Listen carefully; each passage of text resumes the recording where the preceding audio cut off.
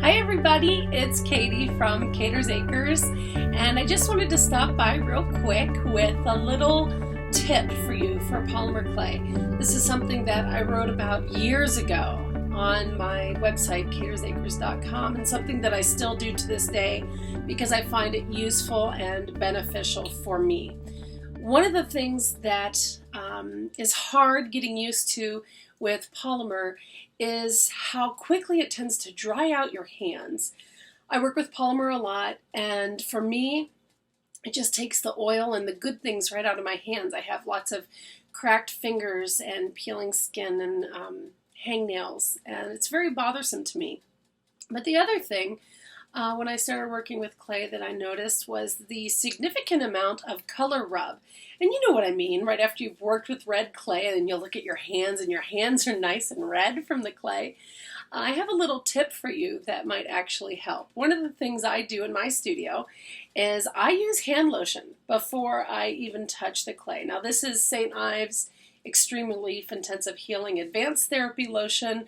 This is just from the drugstore. I like this because number one, it's a huge bottle. Number two, it is relatively inexpensive. I mean, you can get this from most places for just $4 for the entire bottle. So that's a great deal. But the other reason that I like it is because it almost puts like a barrier on your hands. What it will allow you to do is when you work with that red color, it will still rub off on your hands. But because you have lotion on, when you take your baby wipe to wipe off that red clay, you'll find that it comes off much easier. And it's because your hands aren't as dry. There's that moisture barrier that's actually protecting your hands. The other thing that I notice is that when I pay special attention, when I come down to my studio, and I rub in my hand lotion, I always put a little extra bit on the back of my hand.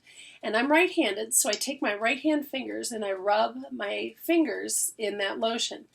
What that does then is it's going to take that lotion and really super saturate my fingertips.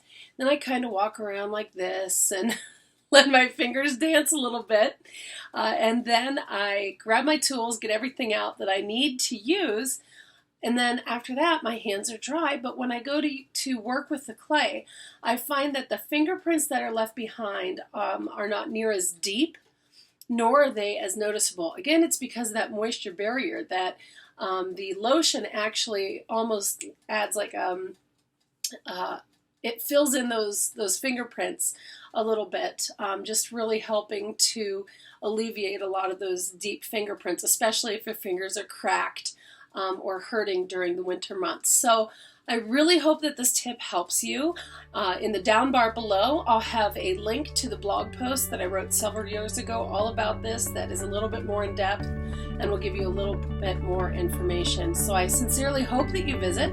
Thank you so much for joining me today, and I hope that you enjoy your polymer adventures. If you learned something today or if you like this video, give me a thumbs up and be sure to subscribe. We'll see you later. Bye.